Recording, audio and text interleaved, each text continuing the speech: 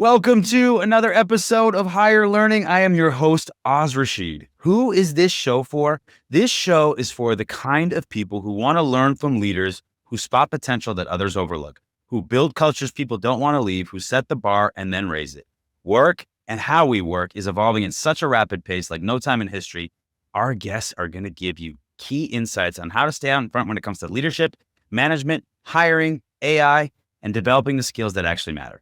Whether you're a founder, hiring manager, or just obsessed with building teams the right way, this is your spot. First time here, welcome. Hit that subscribe button, drop a rating, tell a friend who gets it. And to our longtime listeners, we appreciate you. So now let's get into it. We've got a very special guest. I'm very excited for today's episode. We are joined by Nan Poppen, who is the EVP and Chief Human Resources Officer at First Bank and Trust, where she spent an incredible 25 years. With the last 17 as the head of HR for the organization.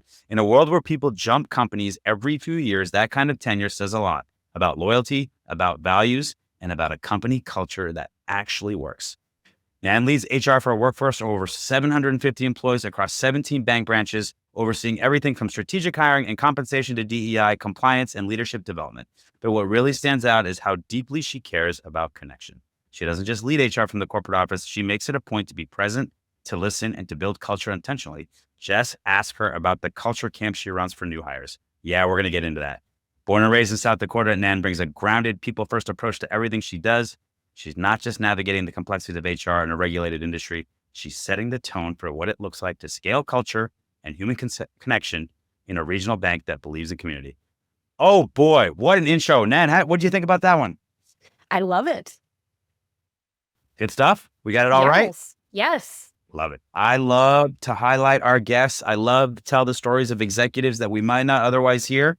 And I am so excited to talk to you and learn from you. Now, a couple different things, right? Your name, Nan Poppen. Is Nan short for anything? No. It's just Nan. 3 letters. And I'm Oz. So we got 3 letters and 2 letters. This is the shortest guest and host podcast letters of a name we've seen in world history. So excited about that. You also live and grew up in the state of South Dakota. I definitely want to dive into that a bit later. I want to start with your career story though, because I love talking to people about how they got into HR in the first place. So walk us through. Was HR something you fell into? Was it something when you were young you were planning for? Help us understand. No, I fell into it. I was in college and I was gonna graduate with a degree in sociology and criminal justice, and I was going to law school. There was nothing else that I had on my agenda. And then a friend of a friend needed help running a small company, and I needed some money. So I said, I can do this. So I did that while I finished out my senior year of college. And in doing that, it was a transportation company, and I got to manage a lot of HR functions. And I also managed 5 retired shuttle drivers. These were gentlemen who had finished their careers, they retired, and now they were doing this as a sideline gig. And I just fell in love with the people management and the HR function, and the rest is history. I love that. Not everybody knows this, but I was also intending to go to law school, and I actually ended up applying. I took my LSATs, I did all of that, and then I got a corporate job myself. Yes. And then I never went back. These career paths are never linear. They never work out the way you think. And what's interesting is that there's some legal and law and HR and compliance.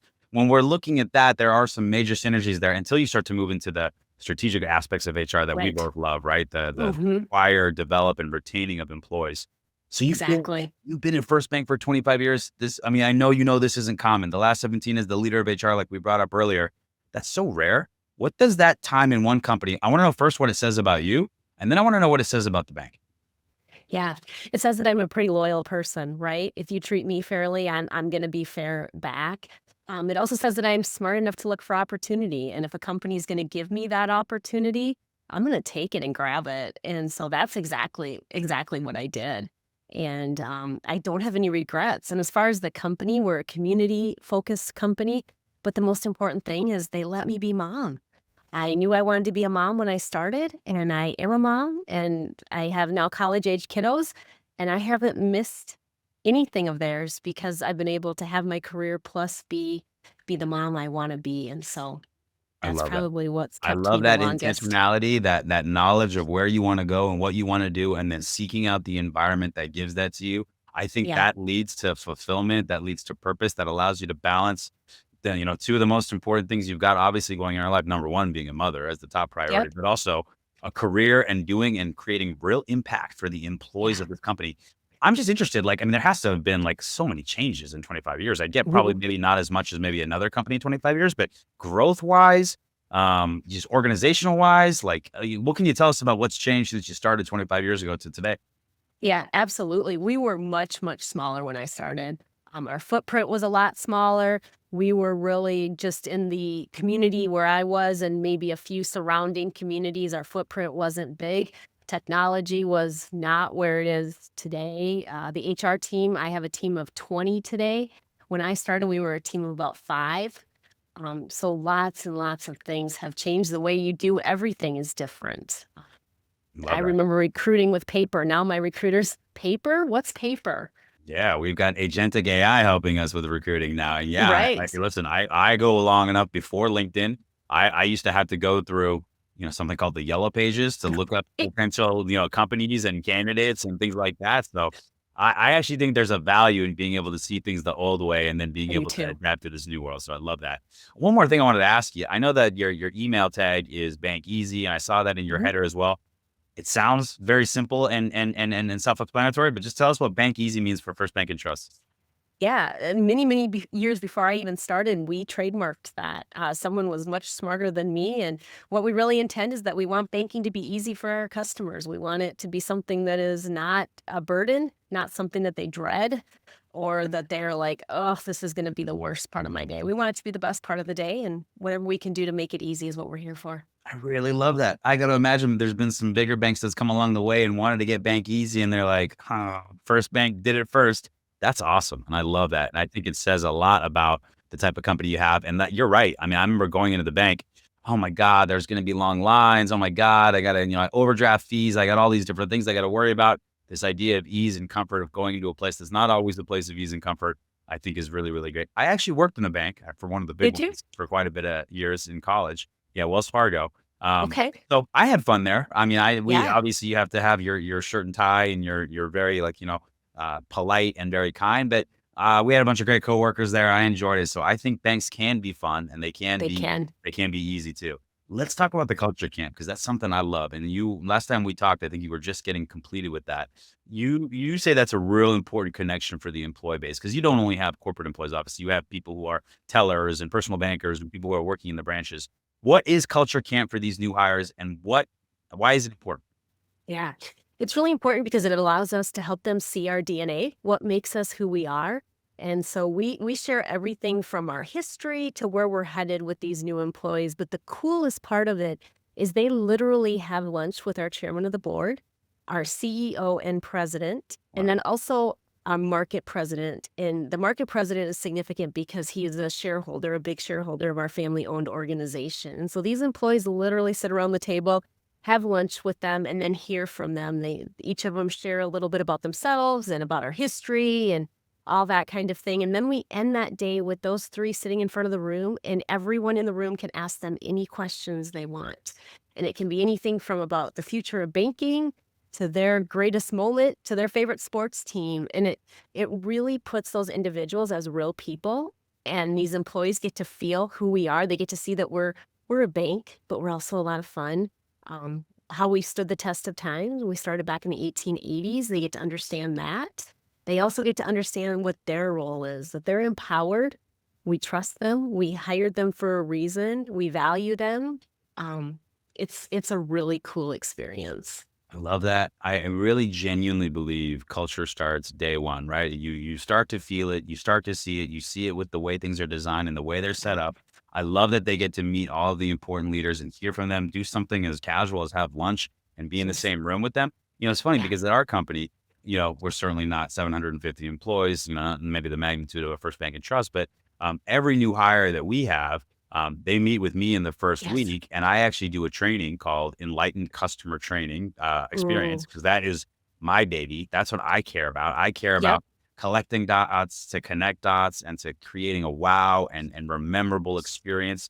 And so I lead that training with everybody that comes in, and I also get to know them on a personal basis. And I get a really great feedback on, wow, I'm so Yeah. awesome that I got to meet you in the first week and hear Yes. from you. I think that Yes. makes such a big difference. That is such a hack for companies to figure out. Obviously, we're all busy. But we make time for what's important. And if you make time for the new So employees, true. they're going to feel it. They're going to see it. So I love that. Yeah. Yeah. Um, so let's talk about those employees. The vast majority of them work in the branch, right? There's about 750 total. Hmm. Sometimes when you Hmm. sit in corporate as a head of HR, you tend to think about the company through the eyes of corporate, right? What do you see every day? What are the issues you see? But it's Yep. really important that you're there and you understand the vast 80% of the population or the Hmm. employee population is going to be at the bank level. What do you do to feel seen and heard at that branch level for those employees? And how do you make them feel seen and heard? Yeah. It's tough because you get busy in your daily life. And when you're spread across a major footprint, it's hard to get out. But something fun I did this summer is, for whatever reason, people think when HR shows up, it's always bad news, right? Everyone assumes if I'm pulling in the parking lot, nothing good is coming. And I hate that because the bad news is a very small part of my role. So this summer, I committed to doing what I call the Doughnut Tour. And I made a commitment to visit each and every location of ours. I brought donuts as my price of admission, that I'm there for fun. And then I really just spent some time learning from their leaders and the people there, what's working, what's keeping them up at night, what can my team do better to support them.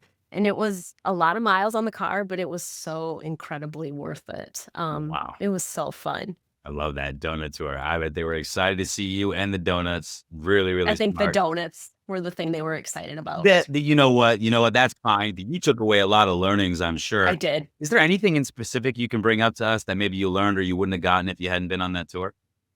That they want to see us, they wanna hear from us. They want our executive level to come out more often.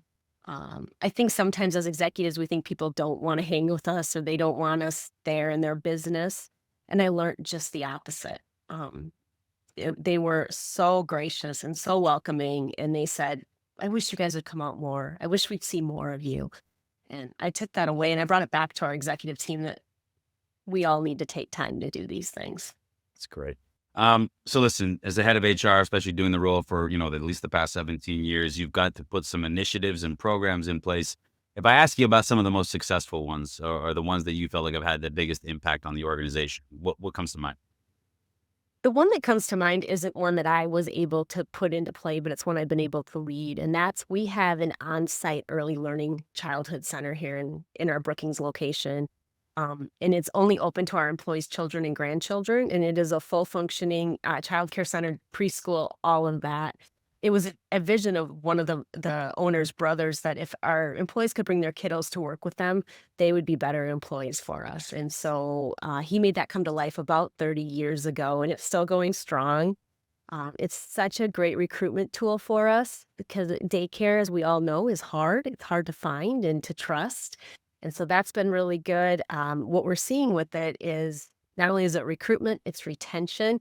And now that we're letting grandparents bring grandchildren, people are pushing off retirement a little bit longer so their grandkiddos can get through. And then this past probably 2 or 3 years, we're starting to see kiddos that went to Kids World are now working for us. So I've got about five employees currently that were at one time students at Kids World, and now they're employees. So it's my long-term recruitment play, but it's been really, really fun. That is one of my favorite benefits I've ever heard given. I got 4 kids. My wife and I both moved to Florida, so we don't have a lot of family around us. Right. It's been a humongous burden is not the right word, but it's tough. You got to manage a bunch of different You things with do. it.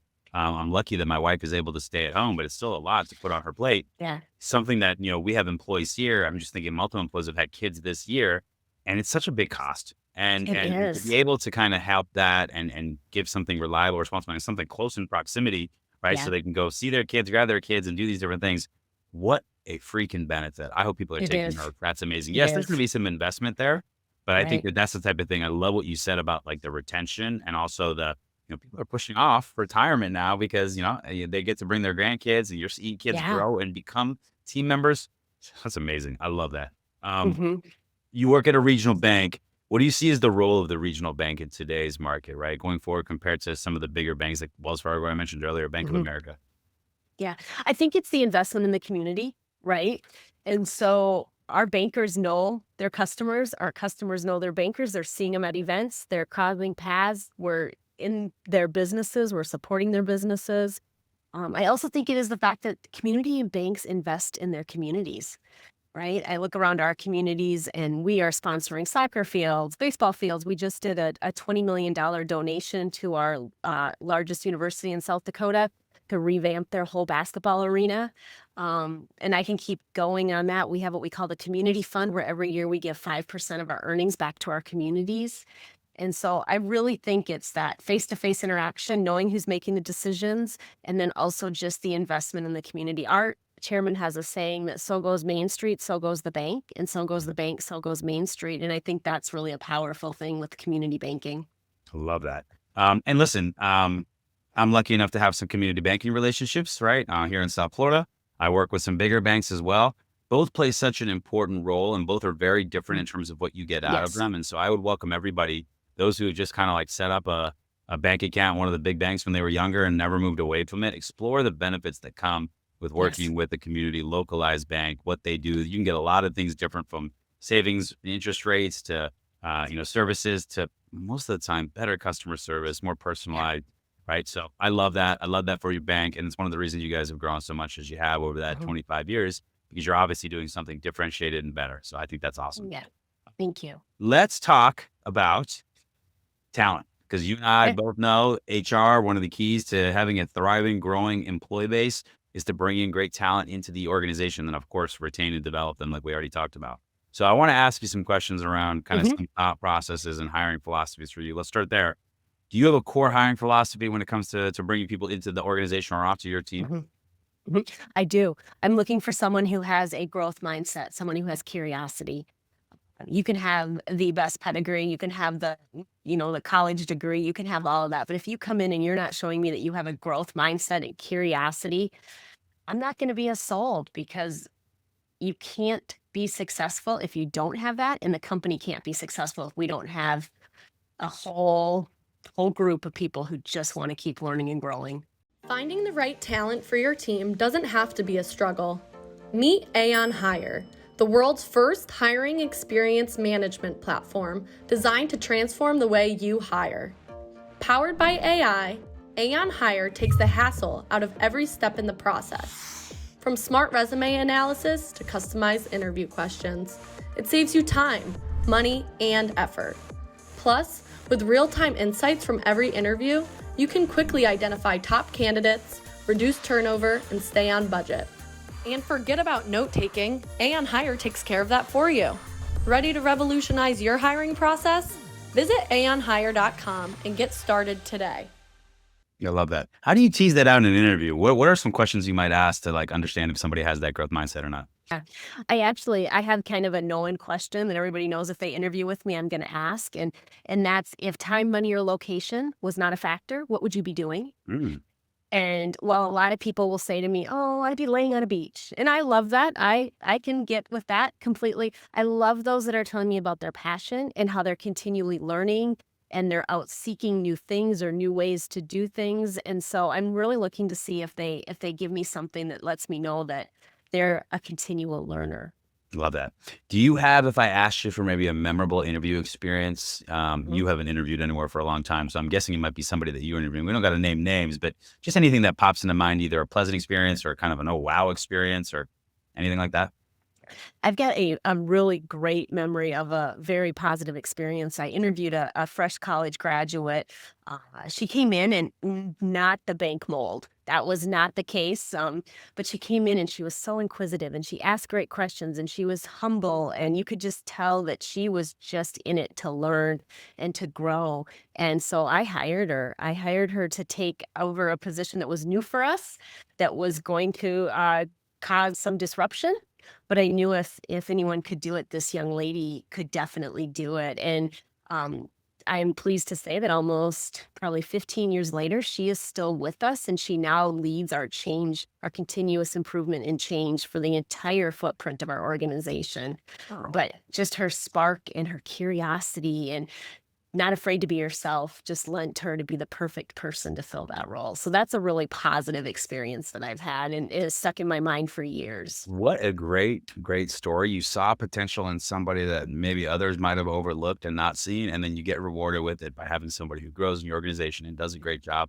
That is, I mean, that gets me excited. I got goosebumps. I love hearing Yeah, stuff like that. yeah, It's awesome. yeah. how do you create a candidate experience where people get a sense of what it's like to maybe work for you or to work at First Bank? Yeah, I'll focus on how it work for me.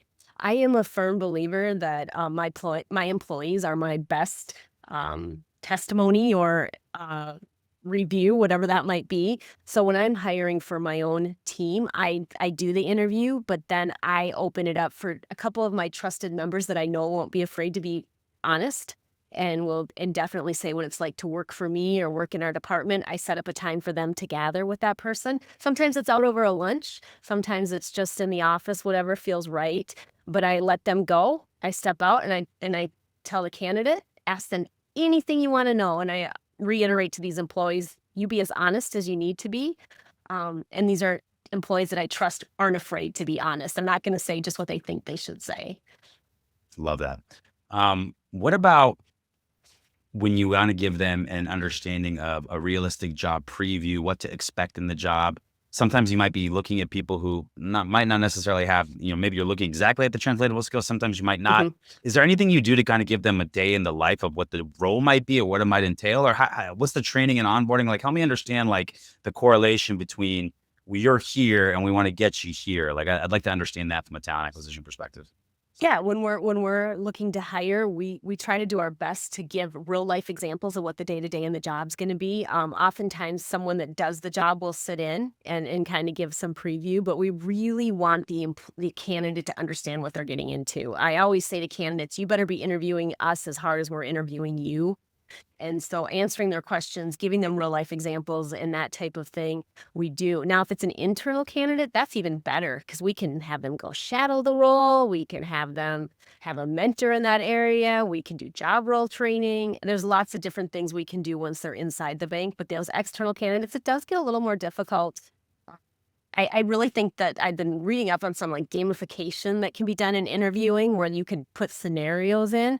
That really excites me because especially when we talk about some of our roles that are more complex or maybe less known, it would be so cool if they could have some sort of an experience that they could try it out without getting under the hood of our personal confidential information. And you and I got to talk offline. Hey, on here, the Hey. software we're building, gamification is one of the aspects that we're really excited about to give Oh, candidates an idea of not only what to expect, but also give employers an idea of strengths, weaknesses yes. in the interview process. The more that we can Yes. help project people into the role, the more success you're going to have in hiring, but also the more success the individual is going to have in being happily Right. fulfilled in the job. And it's one of Right. these big bugaboos that I really want to fix, and I've spent my life trying to fix because taking a new job is a really big deal, right? There's Mhm. only a few things in life that come ahead of it, and knowing you're going into the right place, and just the difference between being in a place where you want to stay for 25 years versus Yes. a place that just soul sucks your energy and it's just not Right. right for you, right? There, I mean, that's night and day, and a lot of times very hard to determine that in the interview process. Is if there's anything that I could ask that like you could change with the snap of a finger or something that frustrates you about the hiring process, or maybe a technology that would make things better, like anything that comes to mind outside of maybe the gamification?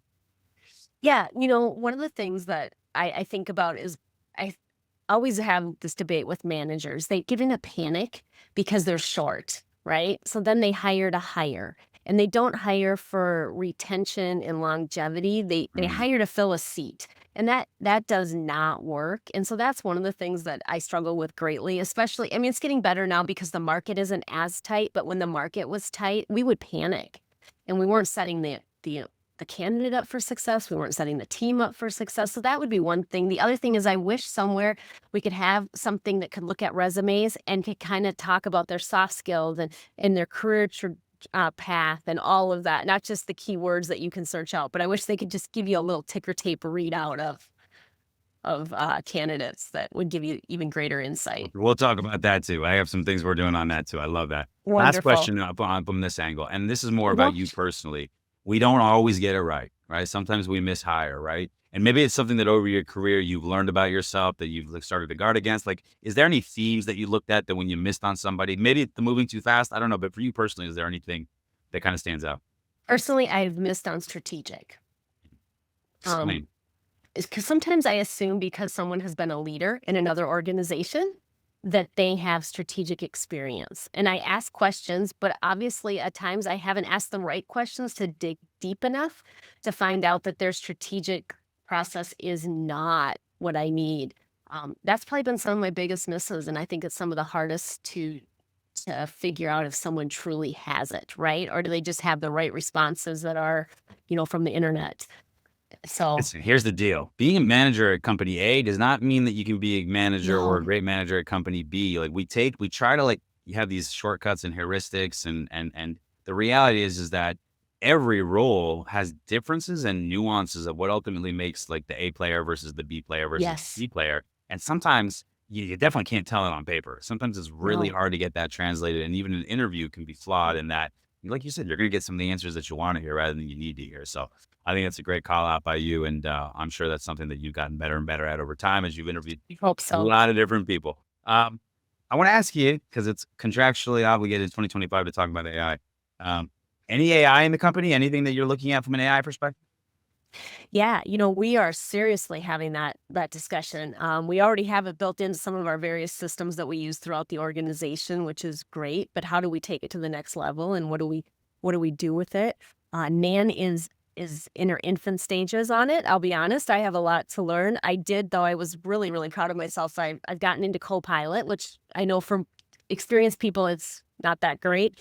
But for me, it was a big deal, and I took Got a to start project. somewhere. You absolutely got to Right? start somewhere. You're on your way. Right, I took a project. We have a Healthy Way initiative where we look at the well-being of employees, and looked in 2026 and really wanted to amp that up, and looked at a 52-week program and thought, I can develop this. I can do this. And I thought, you know what? Copilot could do it better. And so worked with Copilot, took what would have been a couple $100 project for me to put together in about 20 hours with the help of Copilot. And we have our 2026 initiative all laid out for Healthy Way for next year. So Right, right. that was my first opportunity to jump in a little bit. I'll make a quick recommendation. I had someone come to my Great. podcast named Sol Rashidi. She wrote a book, no relation to Oz Rashid, Your AI Survival Guide. And I actually found this to be a super practical book for leaders to think about when it comes to AI implementation. She's got a great story. She's like one of the first AI leaders at any company. She worked at Amazon for a Awesome. long time. Really good book, easy read. I Yeah, would check that out. That might be I will. a recommendation for anybody out there. Now let's ask you, any great books, great content, anything you've seen recently you want to recommend for our readers? Yeah, I could go with The Standard, which is a beautiful book right now, is Let Them. I think it's a wonderful book. But the one that I just read recently was Don't Feed the Elephants. Ooh, what's that about?